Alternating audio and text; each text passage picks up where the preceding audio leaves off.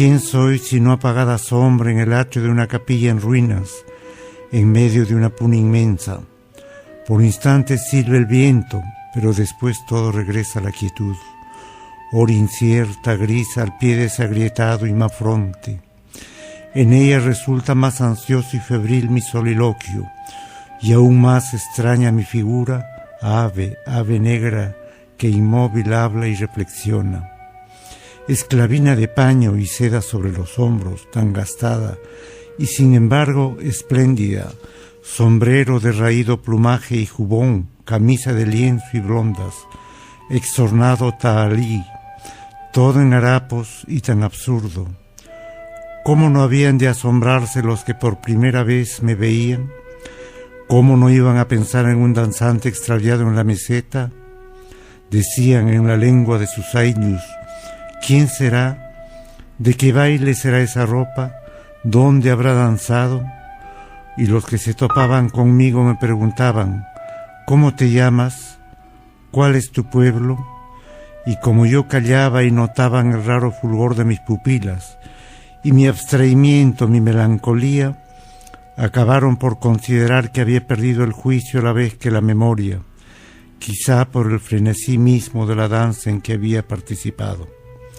Y comentaban, pobre, no recuerda ya a su padre ni a su madre, ni la tierra donde vino al mundo, y nadie tal vez lo busca. Las ancianas se santiguaban al verme, y las muchachas se lamentaban, joven y hermoso es, y tan triste. Y así, por obra de esa supuesta insania, y de mi apariencia y mi gravedad, aumentó la sensación de extrañeza que mi presencia provocaba, una sensación tan intensa que por fuerza excluía toda posibilidad de burla. Hubo incluso pastores que, movidos por un respeto mágico, ponían a mi alcance bolsitas de coca en calidad de ofrenda. Y como nadie me escuchó hablar nunca, ni siquiera un monosílabo, se concluyó que también había perdido el uso de la palabra. Pensamiento comprensible, pues solo a mí mismo me dirijo, en un discurso que no se traduce en el más leve movimiento de los labios. Solo a mí, en una afluencia silenciosa, pues una tenaz resistencia interna me impide toda forma de comunicación con los demás y con mayor razón todo diálogo. Y así es mejor, sin duda.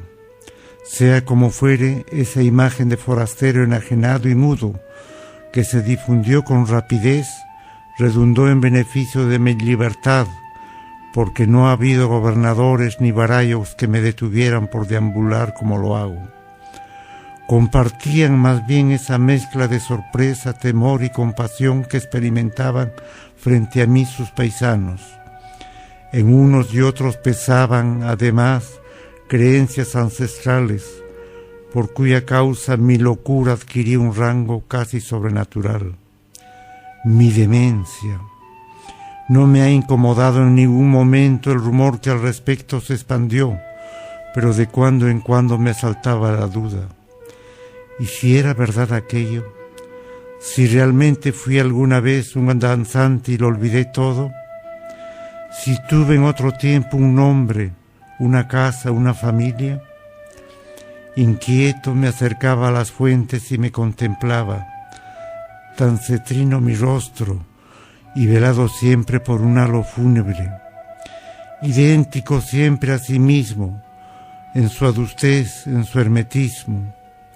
Me observaba y se afirmaba en mí la seguridad de que jamás había desvariado y de que jamás tampoco fui bailante.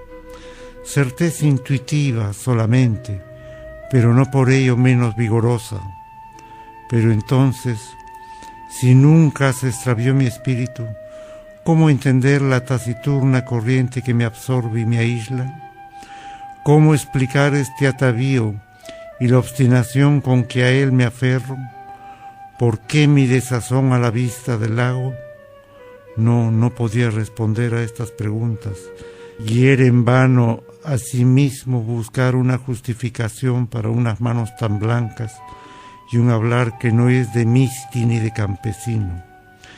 y más inútil aún tratar de contestar a la interrogación fundamental: ¿quién soy entonces? Era como si en un punto indeterminable del pasado hubiese surgido yo de la nada, vestido ya como estoy, y balbuceando, angustiándome, errante ya y ajeno a juventud, amor, familia, encerrado en mí mismo y sin acordarme de un principio ni avisorar una meta. Iba pues por los caminos y los páramos, sin dormir ni un momento ni hacer alto por más de un día, absorto siempre en mi callado monólogo, aunque me acercase a ayudar a un anciano bajo la lluvia, a una mujer con sus pequeños, a un pongo moribundo en una pampa desolada. Concurría a los pueblos en fiesta y escuchaba con temerosa esperanza la música de las quenas y los sicuris, y miraba una tras de otra las cuadrillas, sobre todo las que venían de muy lejos, y en especial las de Copacabana, de Oruro, de Cepita, de Combapata.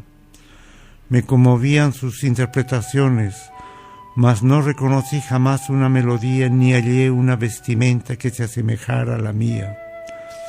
Transcurrieron así los años y todo habría continuado de esa manera si el azar, en verdad, no me hubiera llevado al cabo de ese andar sin rumbo al tambo de Raurac.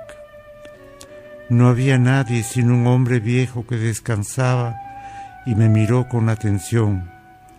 Me habló de pronto y dijo en un quechua que me pareció muy antiguo: eres el bailante sin memoria, eres él y hace mucho tiempo que caminas. Anda a la capilla de la Santa Cruz en la pampa de Ocongate, anda y mira. Tomé nota de su consejo y de su insistencia, y a la mañana siguiente, muy temprano, me puse en marcha.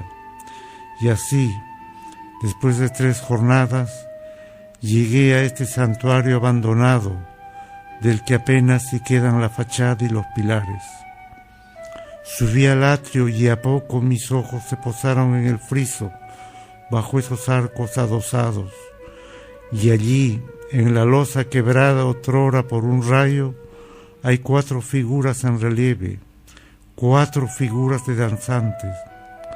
Visten esclavina, jubón, sombrero de plumas, tahalí.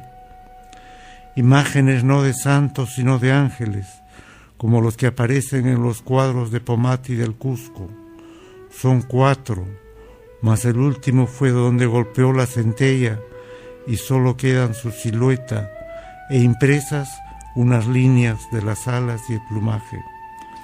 4 ángeles sobre una floración de hojas, frutos y arabescos de piedra. ¿Qué baile es el que danzan? ¿Qué música la que siguen? ¿Es el suyo un acto de celebración y de alegría? Los contemplo en el silencio glacial y terrible de este sitio y me detengo en el contorno vacío del ausente. Cierro luego los ojos.